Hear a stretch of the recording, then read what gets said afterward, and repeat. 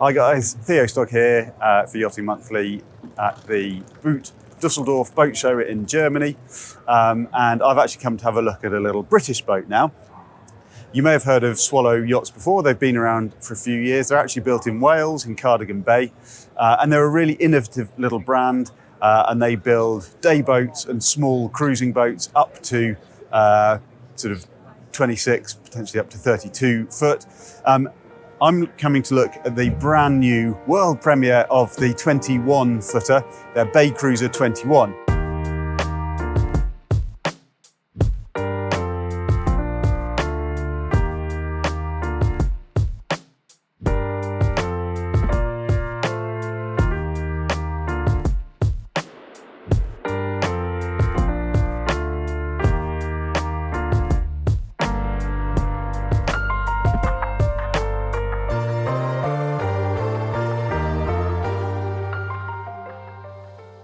Now this replaces the Bay Raider 20, which has been a really popular sort of mainstay of their range for quite a long time. So it's quite a big thing to replace it.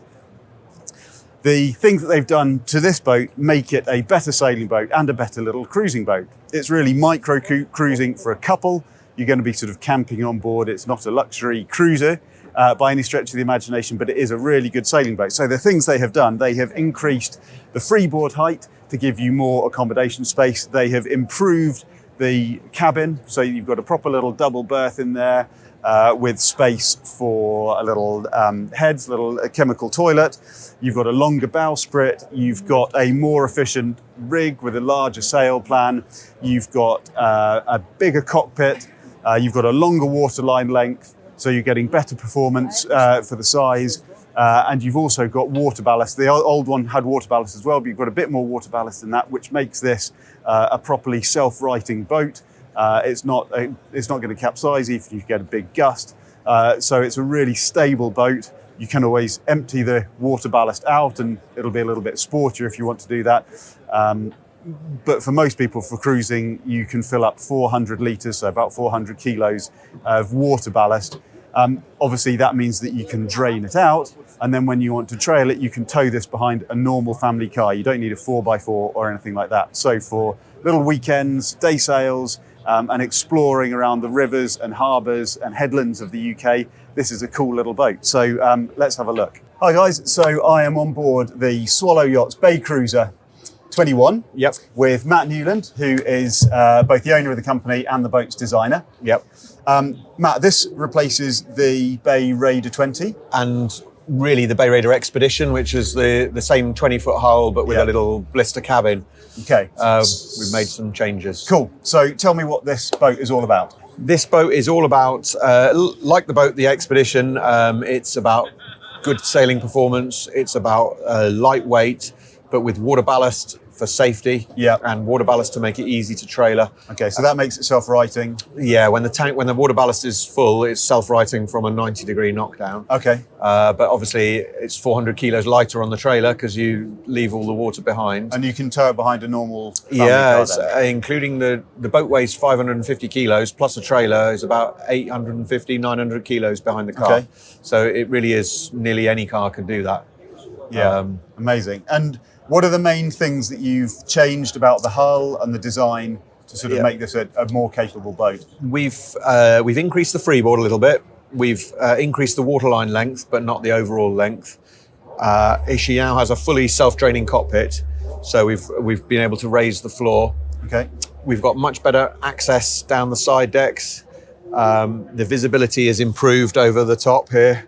So we haven't increased the height of the cabin roof, we've increased the seating instead. So we now even really short people can see over that really comfortably.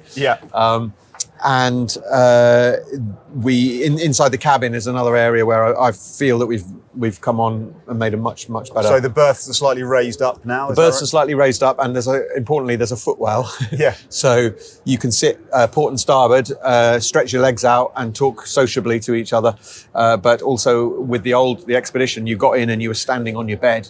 You basically, you know, there was no, it was just a bed. Yeah. That was all there is. And then there's a little chemical toilet down there room as well. for a chemical loo, Yeah. room for a cool box, you know, or plug-in fridge if you want to have the battery, or room for a big propulsion battery for an electric propulsion if you prefer. Got you. Otherwise, there's a locker there for petrol. Yeah, an external petrol locker. And you've got the usual carbon rig that's standard for Swallow yachts. Yeah, absolutely. It's a really, really important part because water ballast is not the most efficient way of ballasting a yacht. A lump of lead at the bottom of a 2-meter keel is more efficient. Because water ballast is not that as efficient, we have to concentrate on reducing the weight aloft, which is the converse of having a load of lead down below. Okay. So we're fanatical about getting the weight out of the rig. Yeah. Dyneema rigging even on this boat, which is lighter than stainless and easier for trailer sailing. No spreaders, just a simple single carbon tube. Okay.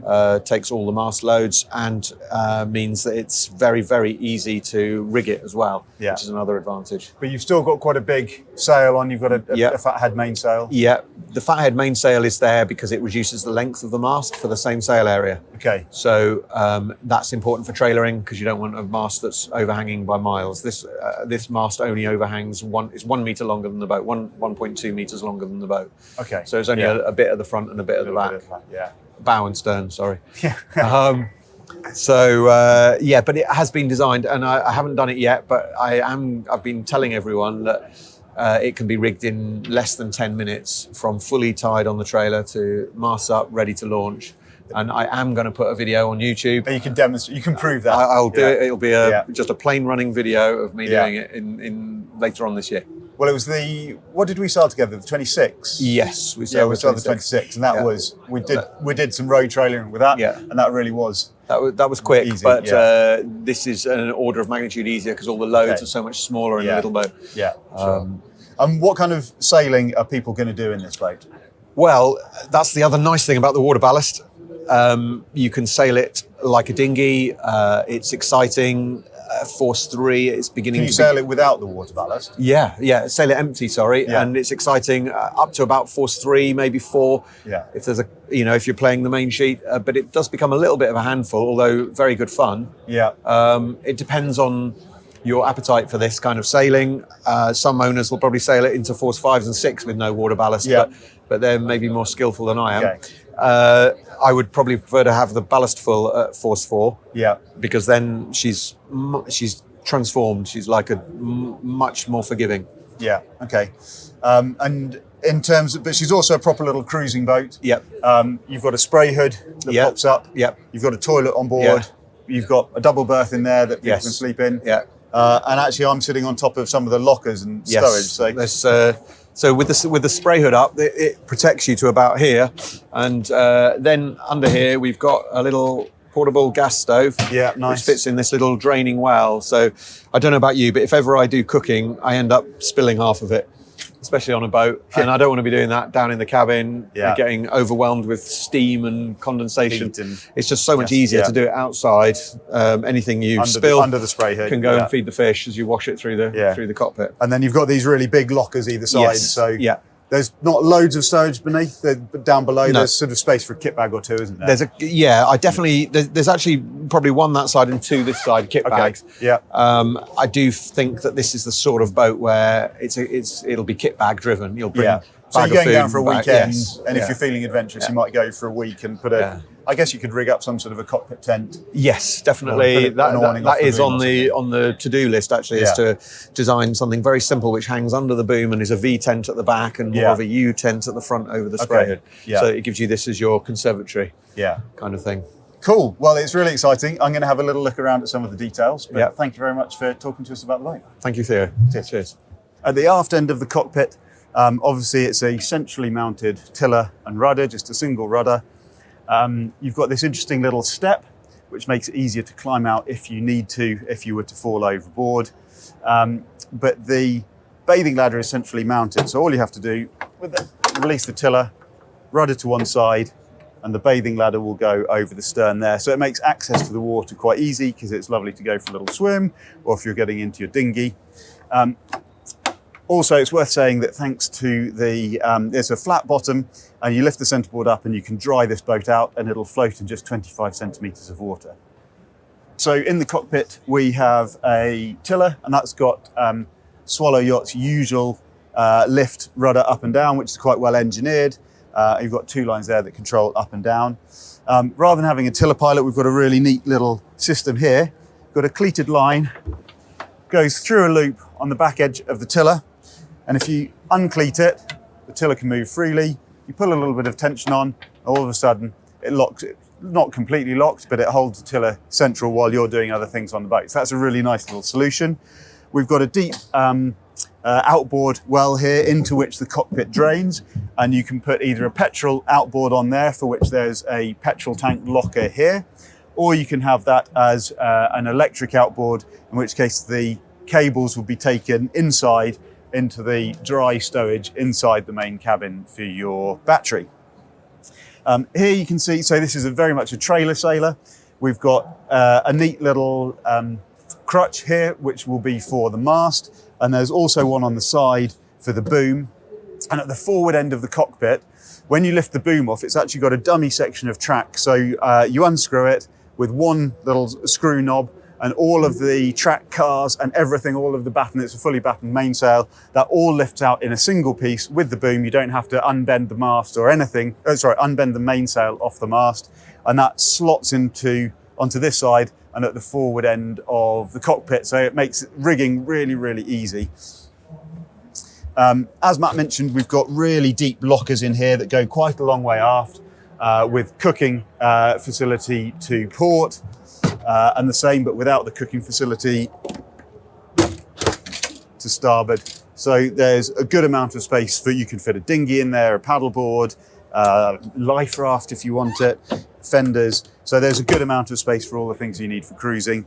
And then you've got a lifting centerboard in the middle. So that's centerboard thanks to the water ballast. And you don't have to, it makes it really easy to lift up because it's not a ballasted plate. Water ballast couldn't be simpler. You've got a tank that runs underneath the cockpit sole. To fill it up, you take the lid off, and there's a little screw bung in the bottom of the boat. Just reach down, unscrew it, and then fairly rapidly 400 litres of seawater will flood into your boat, which sounds scary, but this is all above the waterline, so it will just fill up that locker. You put the bung back in, and that's you done. When you want to empty it, you've got 2 options. There is a pump here, like a bilge pump, so you can pump the water out, or you just pull it onto your trailer, lift the bung out, and it'll drain by itself. So some really neat little solutions there. We've got a main sheet in the center of the cockpit, so you've got a good helming position aft here. The jib is a small jib, which is taken to coach roof winches. You come forwards on the foredeck, you've got the side decks, which are inclined to make it slightly easier when you're heeled, with the wooden toe rails to keep your feet secure, and good handholds that come all the way forwards. And then up here, if I duck under the jib, we've got a retractable carbon bowsprit, controlled with 2 simple lines. And one nice little touch is you've actually got a recessed foredeck. It's not a well exactly, but you can see that the gunnels come up higher at the bow, which just gives you a really secure space if you are going forward to anchor. And the anchor is kept in your little bow locker here. So there's a bow roller there. You have to lift the anchor out, but onto 21 foot, you can have pretty small ground tackle. So that is easily done. Furling jib, and then a nice big off-wind sail to really make the most of the boat and get her up to speed when you're going downwind.